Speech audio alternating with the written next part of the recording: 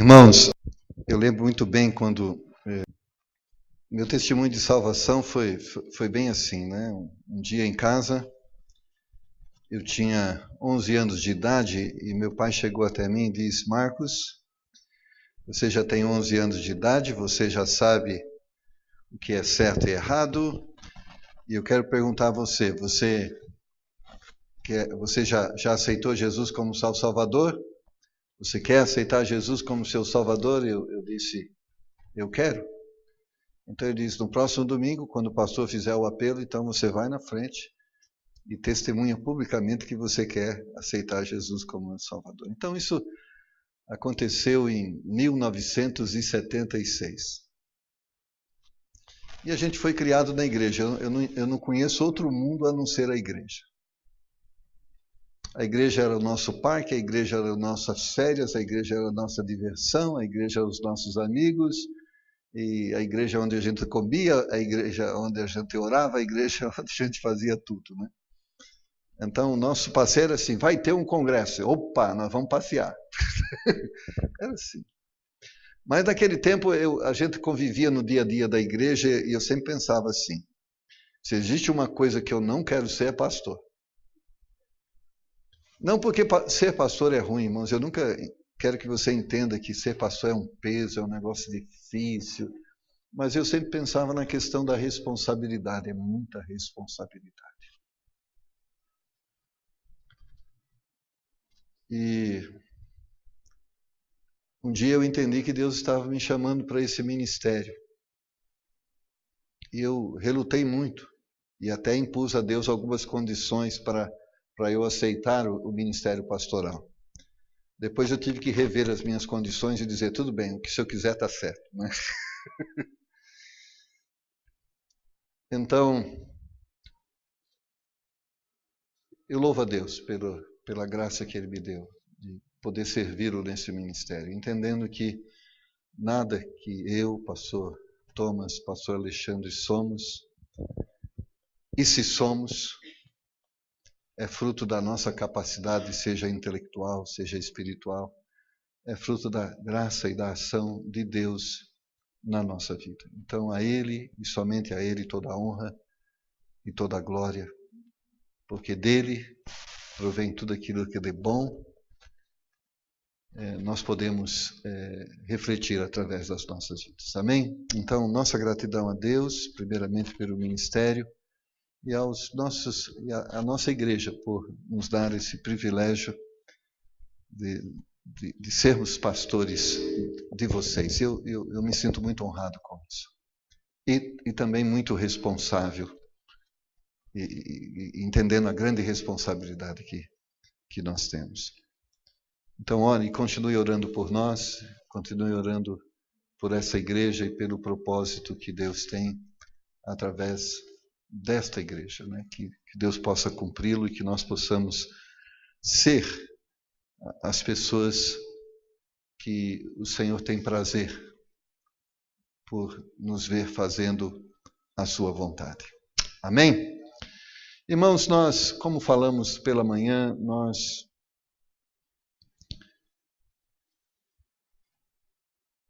é sempre bom sabermos de onde nós viemos e saber aonde nós queremos chegar. Porque se nós não sabemos de onde viemos, não temos um ponto de referência no passado. E se não sabemos para onde nós iremos, não temos um ponto de referência para o nosso futuro. E eu sei que, como igreja, eu sei que lá no passado existe uma história. Um dia o Senhor falou ao coração do pastor Thomas e dona Linda, e Deus fez eles entenderem que existia aqui no Brasil pessoas que não conheciam Deus e que precisavam conhecer Deus. Pessoas que estavam indo para o inferno e precisavam saber que existia um outro caminho, um caminho para o céu. E eles saíram lá dos Estados Unidos e vieram para cá com esse propósito de pregar o Evangelho do Senhor Jesus Cristo aqui nessa região, em São Paulo, no Brasil. E louvado seja Deus por esses muitos anos aqui, vamos fazer 52 anos, 53 anos de ministério dessa igreja aqui na cidade de São Paulo. Quantos pastores saíram daqui, quantas congregações, né? Quantas pessoas aceitaram Cristo, né? Louvado seja Deus por isso. Mas um dos compromissos que essa igreja teve, e foi um compromisso que o pastor Thomas assumiu com Deus e assumiu com as igrejas que também o enviaram, foi que essa igreja seria bíblica. Ela teria como única autoridade a palavra de Deus. E acima da palavra de Deus não existiria nada. E somente Deus. Porque um dos propósitos que essa igreja tem é que ela seja um instrumento de Deus para mostrar o caminho que Deus preparou para nos levar novamente para o céu. E esse é o nosso propósito, e deve ser o nosso propósito como igreja, apresentarmos o caminho Jesus Cristo para o céu, e também ensinarmos essas pessoas a se prepararem para essa eternidade.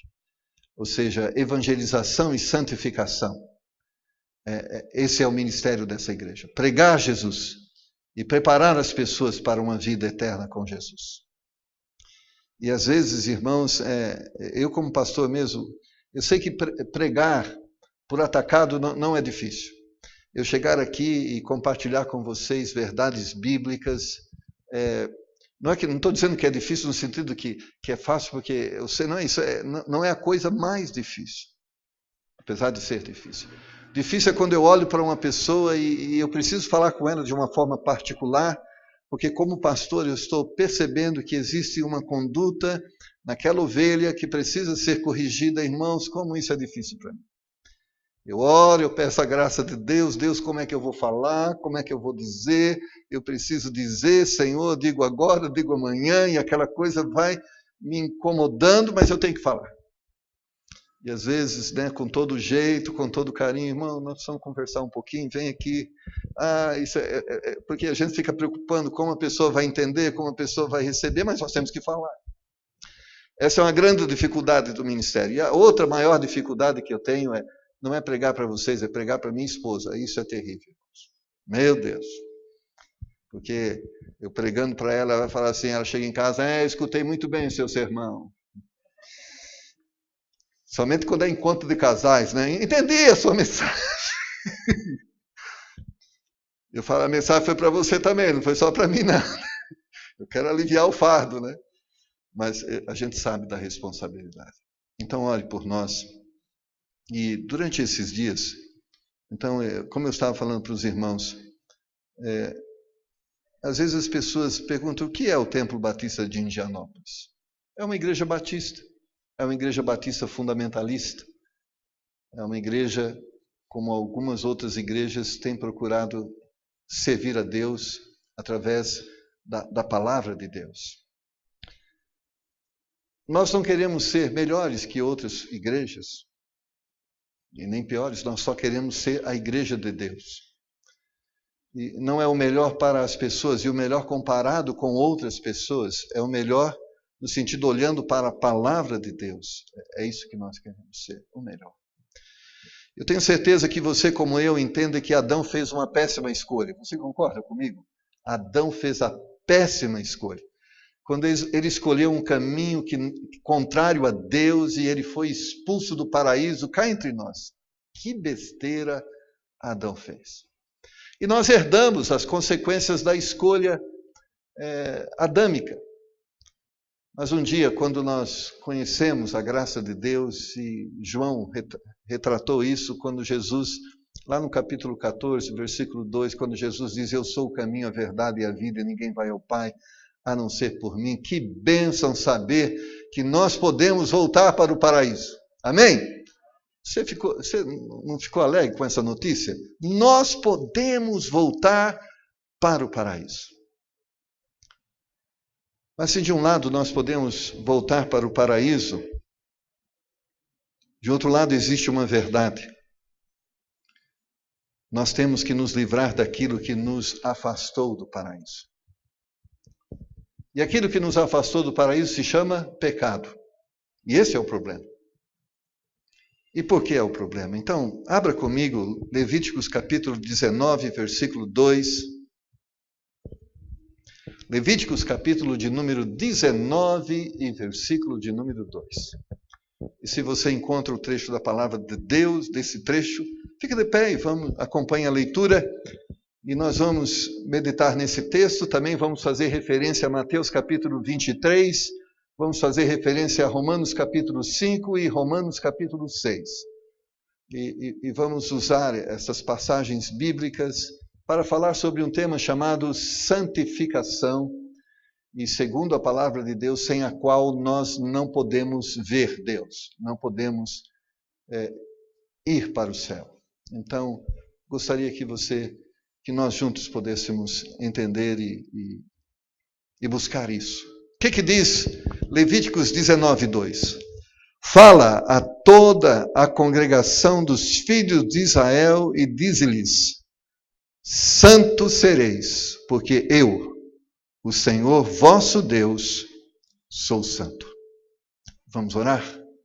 Nosso bondoso Pai, pedimos a tua graça nesse momento, que vamos expor a sua palavra, que o teu Espírito nos guie, a fim de podermos falar aquilo que a tua palavra nos propõe. Nos livra de acrescentarmos a ela qualquer outra fala e nos ajude a nos limitar àquilo que o Senhor deixou escrito e através do seu Espírito podemos entender. Mas também ajude os nossos irmãos para receber esta palavra, entender esta palavra e fazer aquilo que é o mais importante, praticar esta palavra. Senhor, nós estamos aqui porque queremos ir para o céu, porque um dia entendemos e cremos na tua salvação, na oportunidade que temos de voltar a ter comunhão plena com o Senhor. Então nos ajude agora a viver e a permanecer, a perseverar nessa comunhão. Te pedimos em nome do Senhor Jesus. Amém. Podeis assentar, irmãos. Renovando em nossas mentes, se você esteve de manhã, e falando a você que não esteve de manhã. O Deus que nos criou é um Deus santo. O Deus que nos criou é um Deus justo. O Deus que nos criou é um Deus de amor. E a Bíblia diz que a única forma de termos comunhão com esse Deus é vivendo os valores que tem esse Deus. Então a Bíblia diz que para termos comunhão com Deus, nós temos que buscar uma santidade que nos identifica com a santidade de Deus. Nós temos que buscar uma vida de justiça que se identifica com a justiça de Deus. Nós temos que praticar um amor que se identifica com o amor de Deus. E a Bíblia vai dizer que esta é a forma de termos comunhão. A Bíblia vai defender e definir comunhão como pessoas que estão juntas porque pensam e têm valores iguais. Não estamos falando de gosto, não estamos falando de preferências, nós estamos falando de valores. Por isso Deus chega para Israel e disse: você quer voltar ao paraíso? Você quer ir para o céu? Você quer voltar a ter comunhão comigo? Você quer ficar livre de suas dores e de todas as sequelas e consequências do pecado? Só existe uma forma. Você tem que deixar o caminho que Adão escolheu trilhar e voltar ao caminho que Deus estabeleceu para ser trilhado. Isso significa o quê? Você tem que se afastar do pecado, como eu estou afastado do pecado. Você tem que viver uma vida santa, como eu sou um Deus santo. E esta é a verdade. Uma das coisas, irmãos, em um dos textos, se você ler Mateus capítulo 23, é um texto muito forte, onde Deus, durante todo esse capítulo, Jesus Cristo vai protestar contra a religiosidade farisaica. É certo que naquele tempo, quando se falava dos fariseus, eles não tinham essa conotação como hoje nós falamos com alguém que procura falar aquilo que ele realmente não é. A gente diz, você é um fariseu. Porque até então, fariseu significava os doutores da lei, ou aqueles religiosos que procuravam seguir e obedecer os princípios estabelecidos na lei de Moisés. Eles não tinham uma conotação, ou o termo fariseu não tinha uma conotação com farisaísmo, com hipocrisia. Ele tinha uma conotação com religião, com religiosidade, com prática religiosa. E isso nos ensina uma coisa, às vezes nós descansamos no fato de sermos religiosos, ou de pertencermos, entre aspas, a uma boa religião. E eu tenho certeza que a visão que as pessoas tinham nos tempos de Jesus Cristo é que o farisaísmo era uma boa religião. Era uma religião que procurava observar a lei de Deus. Mas Jesus protestou contra os fariseus, os praticantes do farisaísmo. E por quê? E você vai ver no capítulo 3, e Jesus vai os chamar de víboras, e Jesus vai os chamar de sepulcros caiados, Jesus vai os chamar de hipócritas. E por que Jesus vai os tratar dessa forma? Porque Jesus vai dizer, vocês falam e tentam viver, e tentam, vamos dizer, discursar sobre a verdade, mas vocês não vivem a verdade que vocês discursam. E Jesus vai dizer, não adianta entender a verdade, não adianta pregar a verdade, não adianta amar a verdade. O mais importante da verdade é que ela deve te levar a um estilo de vida diferente, ela deve transformar a sua vida, porque isso é importante. Irmãos, quando nós lemos a palavra de Deus, esse livro sagrado, e ele foi escrito para quê? Com qual propósito? E é muito importante que você tenha isso na sua mente. Esse livro, ele diz assim, sabe, você não deve mentir. Esse livro diz que nós não podemos mentir e não devemos mentir, amém? Você entende isso? E sabe por quê? Em certo momento, Jesus vai dizer para esses fariseus, vocês têm por pai o diabo. Vocês me chamam, vocês dizem que são filhos de Abraão, mas na realidade vocês não descendem de Abraão, vocês descendem de Satanás. Ele fala, e por quê? Porque vocês são mentirosos. E vocês falando mentira não podem dizer que a origem de vocês vem de mim. Vocês não vêm de mim porque eu sou da verdade. E se vocês falam a mentira, o vosso pai é o diabo e não é Abraão.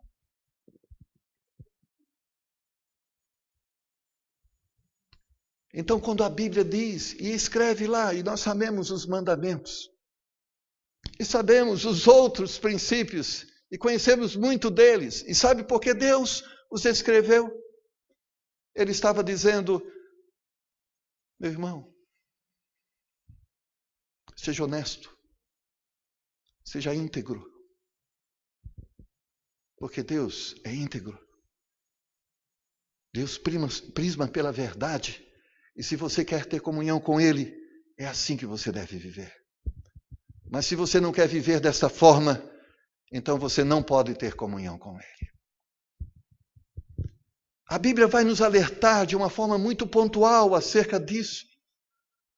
Não adianta você se iludir dizendo, eu faço parte de uma igreja, amém, estou indo para o céu. Isso não é verdade. A Bíblia diz que nem todo aquele que me diz Senhor, Senhor entrará no reino dos céus, mas só aquele que faz a vontade do meu Pai. Nós vivemos uma religião no presente século descaracterizada de Deus. E sabe por que a religião do presente século está descaracterizada de Deus? Porque as mensagens pregadas em muitas igrejas estão descaracterizadas de Deus. As pessoas não estão falando de uma forma verdadeira quem é esse Deus. E qual é a forma que Deus estabeleceu para que possamos ter comunhão com Ele. Irmãos, não venhamos nos iludir Cristo veio para nos perdoar dos nossos pecados. A morte da cruz é uma oportunidade que Deus nos dá para abandonarmos as coisas erradas e procurarmos viver as coisas certas, porque isto significa religião. Porque religião é religar, e religar-se com Deus significa tirar aquilo que impede a comunhão, e aquilo que impede a comunhão, segundo Isaías capítulo 59, versículos de número 1 e 2, a Bíblia diz nesse texto que a única coisa que nos afasta de Deus se chama pecado. Não importa que desculpa você dá para os seus pecados, mas eu quero que você saiba de uma coisa: o seu pecado te afasta de Deus. Deus é santo e Ele não aceita pecado. E por isso, Mateus 23, Ele vai chamar aqueles religiosos de hipócritas. Eles diziam, não podem mentir, e mentiam. Eles diziam que eram honestos e eram fraudulentos. Eles diziam que eram morais e eram imorais. E Deus fala, vocês na realidade estão guiando cegos. São cegos guiando cegos e estão indo para a perdição e arrebanhando uma grande multidão atrás de vocês para a perdição. Amados irmãos, eu creio que uma vida de santidade é um milagre. Você crê nisso? É um milagre. Eu não posso ser o que Deus quer que eu seja, jamais. Mas eu creio que Deus tem poder, através do Espírito Santo dele, de transformar a minha vida e de fazer a pessoa que Ele quer que eu seja. Eu creio nisso.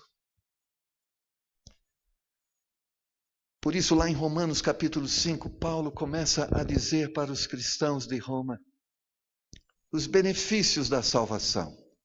Irmãos, e cá entre nós, quantos benefícios a salvação nos traz? Perdão dos pecados, suprimento para as necessidades, santificação, comunhão com Deus. Só de pensar no fato que a morte da cruz de Cristo não importa quem eu fui, o que eu fiz.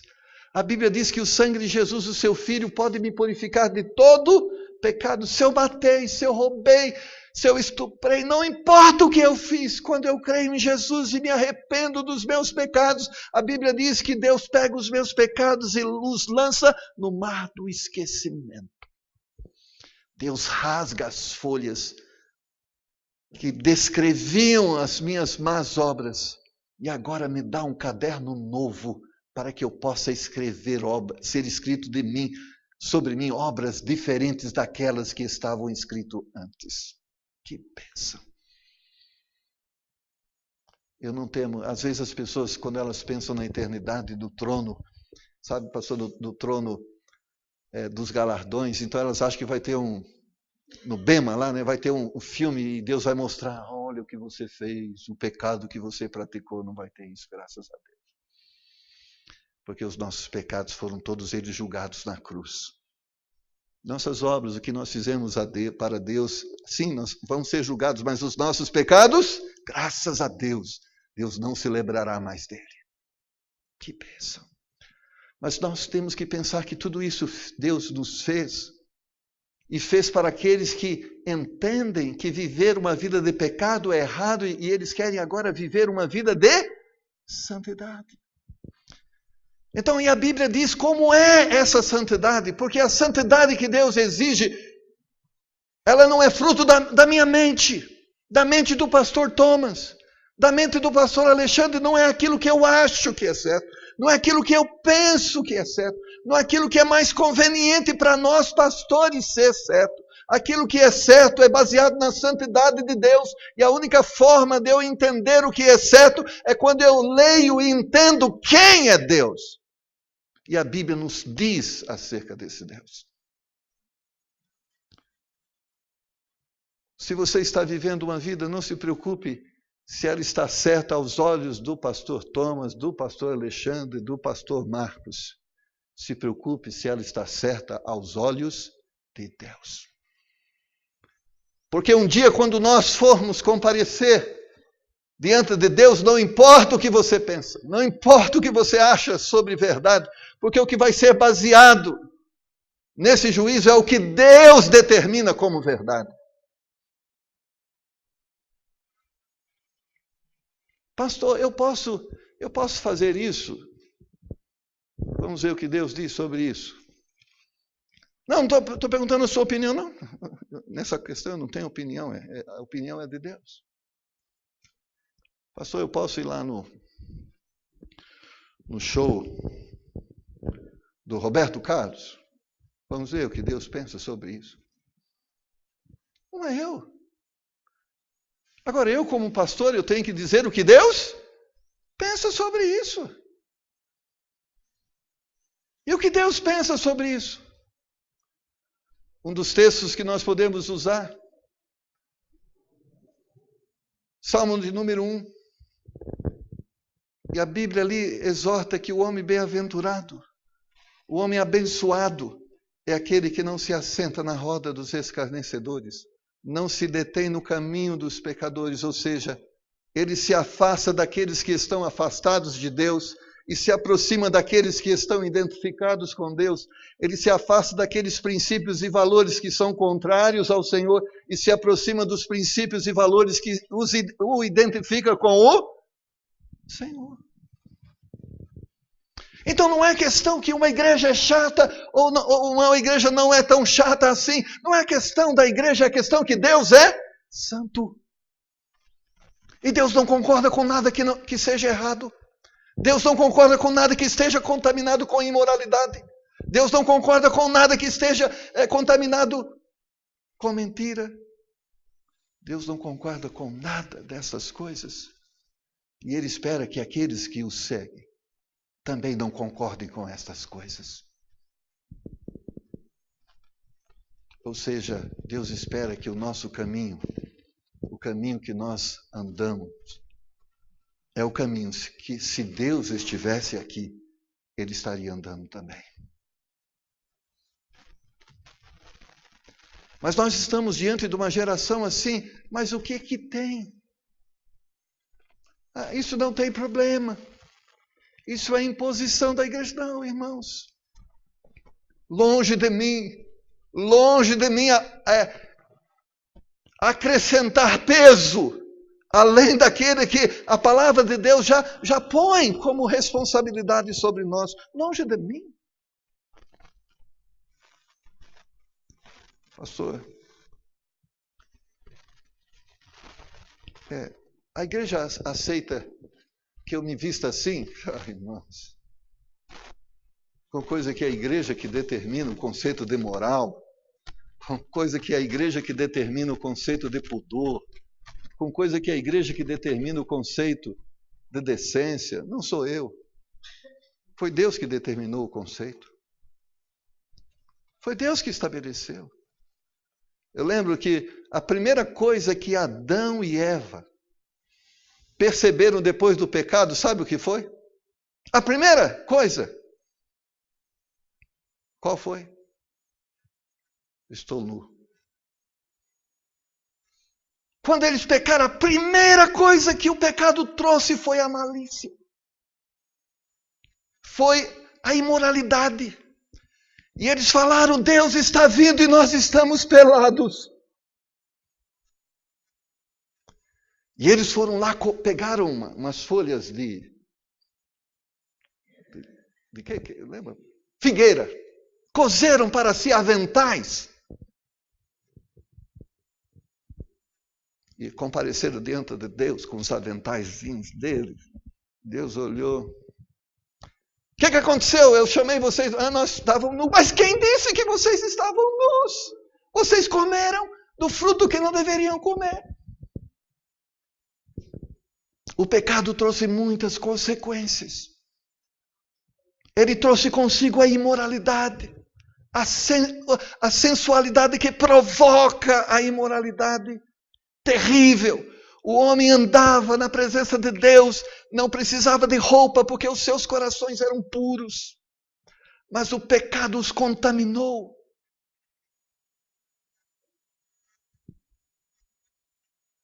E agora a nudez era um problema. Não para Deus, mas para o homem era um problema.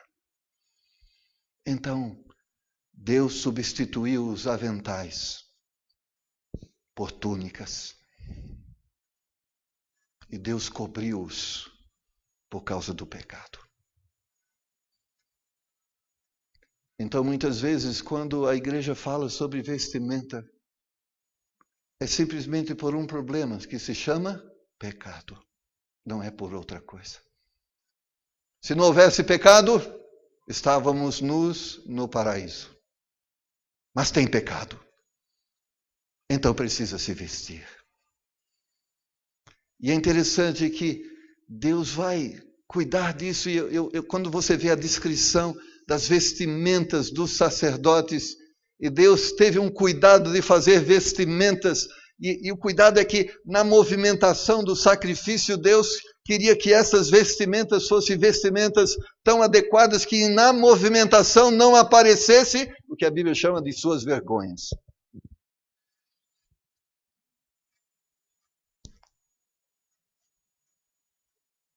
Porque agora, aquilo que era puro não era mais puro. E Deus cuidou para não resolver o problema, mas minimizar e não provocar que o problema se multiplicasse. Então, o que a igreja faz é simplesmente dizer, olha, Deus diz que existe esse pecado, e porque existe esse pecado, nós devemos nos comportar desta forma, e não por causa da igreja, mas é por causa de Deus. Foi Deus que disse, não foi a igreja. Eu vejo que muitas vezes, irmãos, nós vemos isso. Eu lembro da evolução. Havia um tempo que eram as saias e os vestidos, lembra?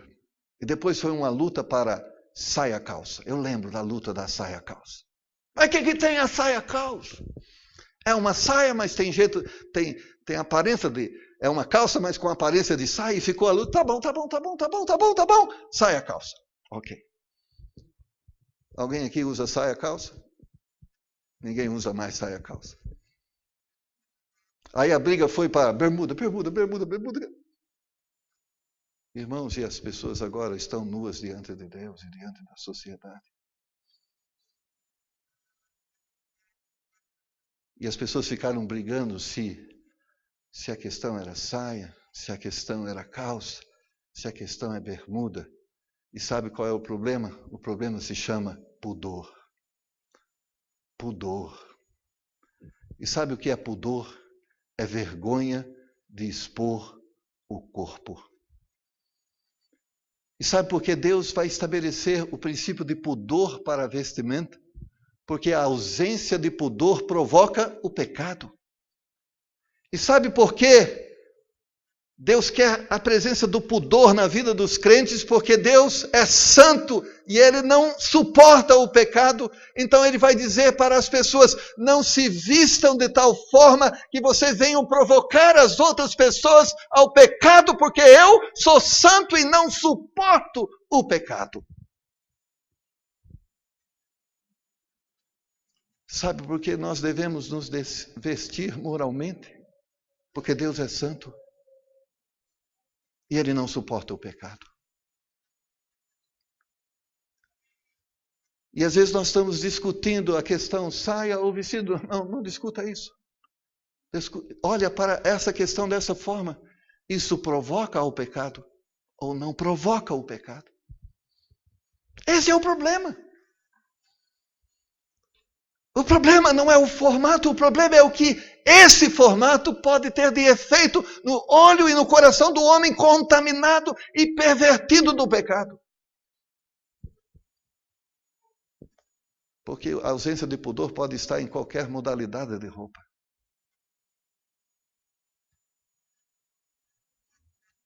Mas Deus se preocupa com a roupa? Não, Deus se preocupa com o pecado.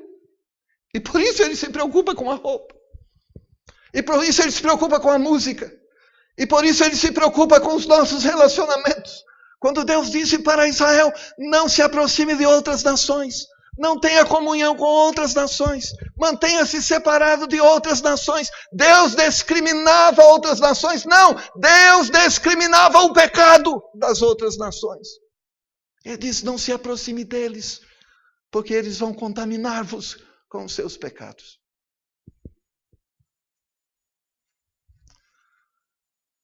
Lembra lá, Balaão foi contratado. Balaão, nós queremos vencer, Israel está chegando e ele vai nos destruir. Eu sei que eles têm um Deus poderoso. Balaão, me fala como eu posso vencer Israel. Não sei se você já leu a história de Balaão.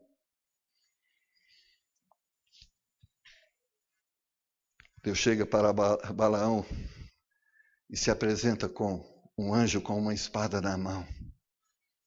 E diz, Balaão, cuidado com o que você vai falar. Deus conhecia o coração de Balaão. Deus sabia. Ele era profeta. Mas o outro lado estava oferecendo muito dinheiro. Aí a mula via o anjo, mas Balaão não via. A mula diz, não vou. Não vou porque lá tem um anjo que vai matar-nos. E Balaão surrava a mula. Vamos, mulher, a mula empacou. Chegou um momento que a mula não suportou e disse, Balaão, tu não está vendo o anjo? E Balaão falou, ele acho que nem falou assim, você está vendo? Como é que você está vendo? Ele viu o anjo, ele falou, e Deus o adverte, cuidado, Balaão. Cuidado, Balaão. E lá na frente nós vamos ver porque Deus estava advertindo Balaão. Balaão chegou para o rei e disse, rei, esse exército, ninguém pode ir com ele, mas existe uma coisa só, que vai fazer com que você tenha vitória sobre esse exército. Sabe o que é? Faz o povo pecar. Se o povo pecar, Deus vai sair, Deus vai se afastar deles. E quando Deus se afastar deles, ele vai ser um exército como outro qualquer. E sabe o que Balaão falou para ele? Sabe, existe uma coisa que Deus abomina. Sabe o que é? Imoralidade. Sabe o que o rei fez? Enviou mulheres meretrizes para assediar os homens judeus. Ele escolheu as mulheres mais bonitas e mais sensuais e mais provocativas e os enviou para os judeus e elas se apresentaram e os homens ficaram malucos. E sabe o que eles fizeram? Prostituição. Se você ler o texto, sabe o que aconteceu? Naquele dia, Deus matou 23 mil judeus. Não foi o outro exército, não. Deus mesmo os matou. Porque Deus é santo e ele não suporta o pecado. E não importa se o pecado está sendo praticado por um homem que tem o título de judeu, e não importa se o pecado está sendo praticado por um homem que tem o nome de cristão, o nosso Deus é santo e não importa quem está pecando, ele não suporta o pecado.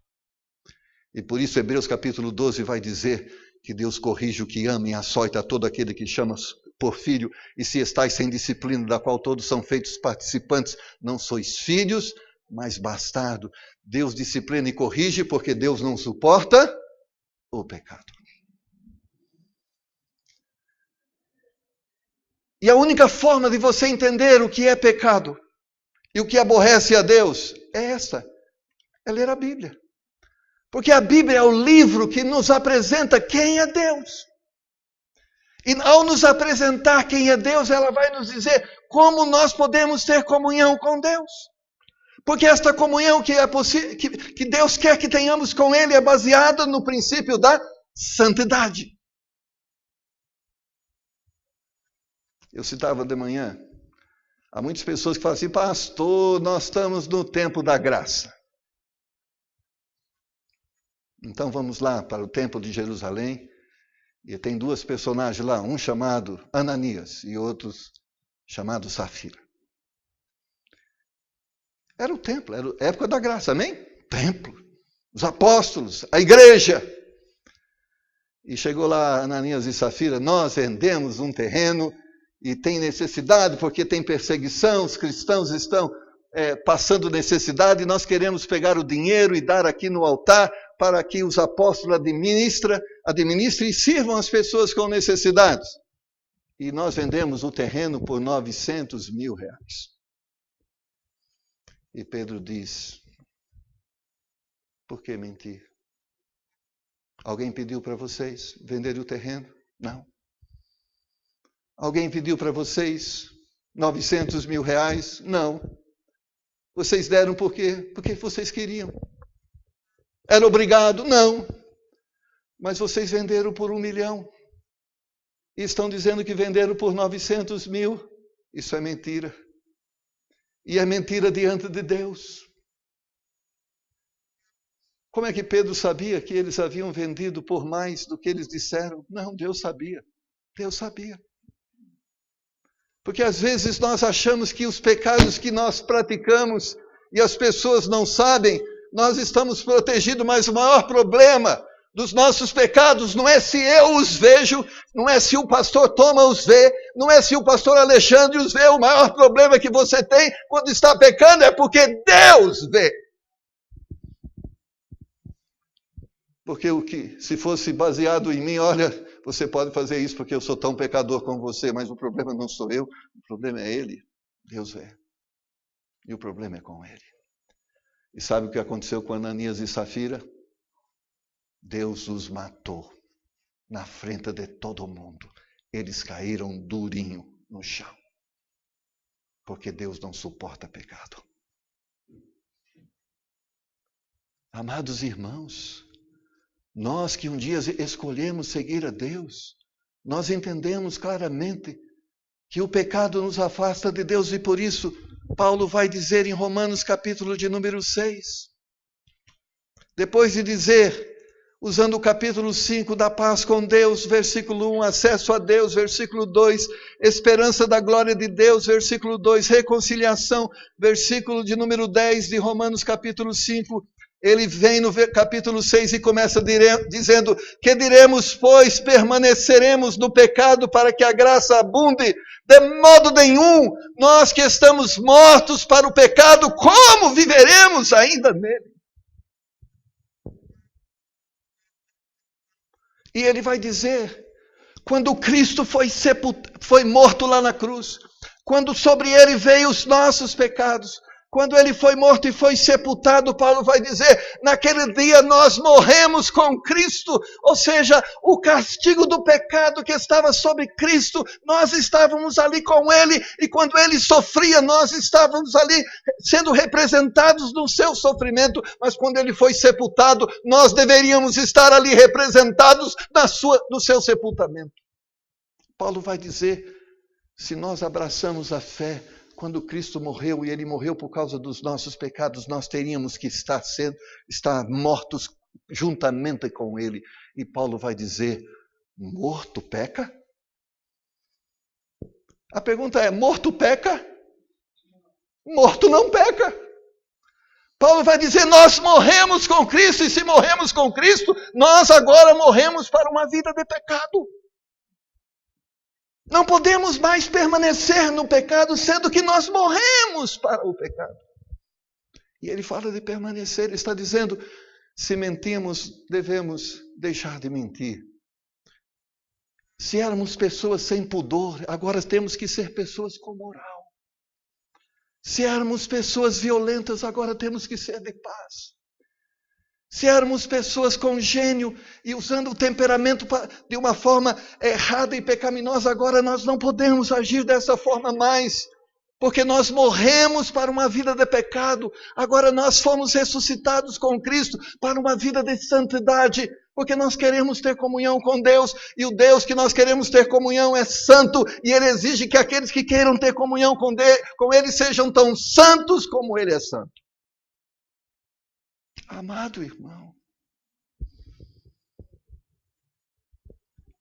não podemos ser fariseus, não podemos ser da religião farisaica, não podemos ter um discurso nos nossos lábios e uma conduta diferente na nossa vida. Isso não é ser santo. Nossa mensagem pode ser santa, e pode ter palavras do mais alto grau de santidade que alguém poderia dizer acerca de Deus e da sua verdade, mas isso não importa e não é para isso que a palavra de Deus foi escrita, somente para dizer que Deus é santo. Ela foi escrita para dizer que assim como Ele é santo, nós devemos ser santos também. Eu não sei o que você pensa sobre a sua vida e a forma que você está vivendo, mas eu posso dizer que a forma que você está vivendo como cristão, ela diz que tipo de Deus você entende que Deus é. E há pessoas que acham que Deus concorda com a homossexualidade. Há pessoas que acham que Deus concorda com mentira. Há pessoas que acham que você, como cristão, pode fazer negócios ilícitos e Deus não vai se importar.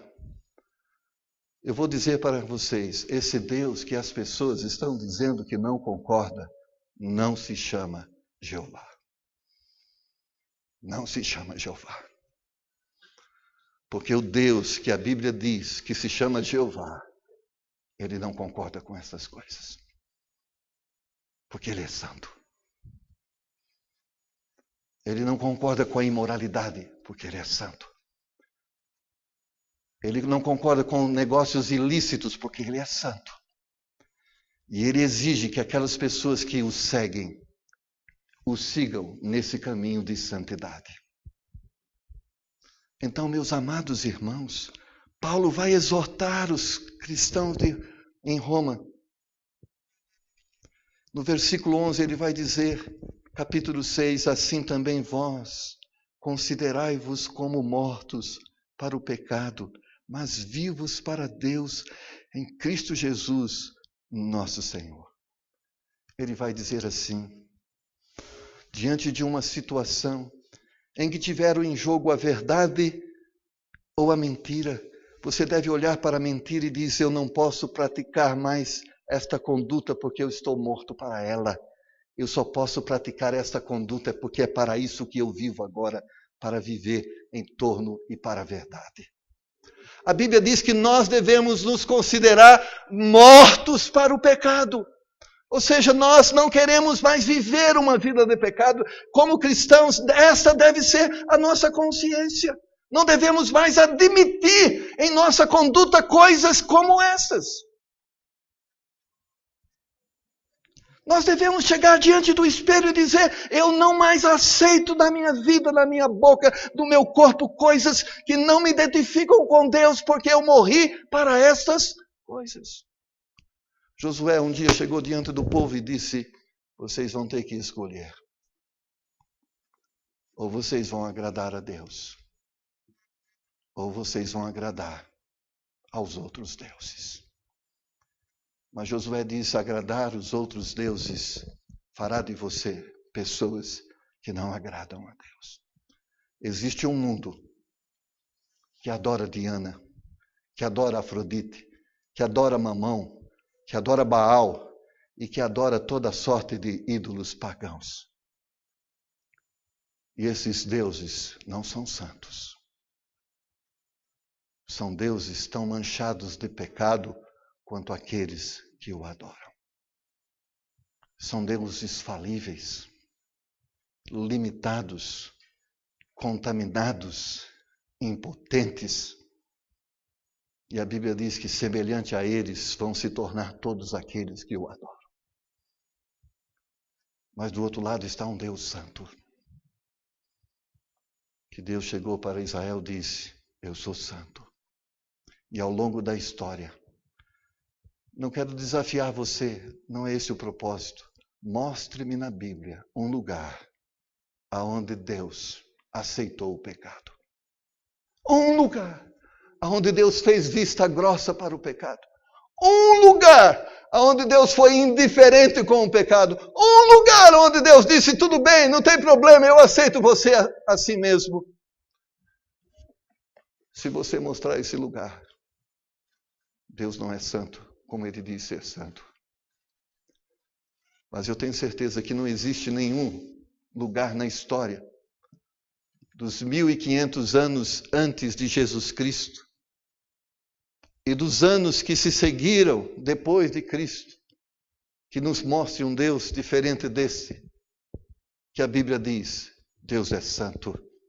Em nenhum momento Ele vai concordar o pecado.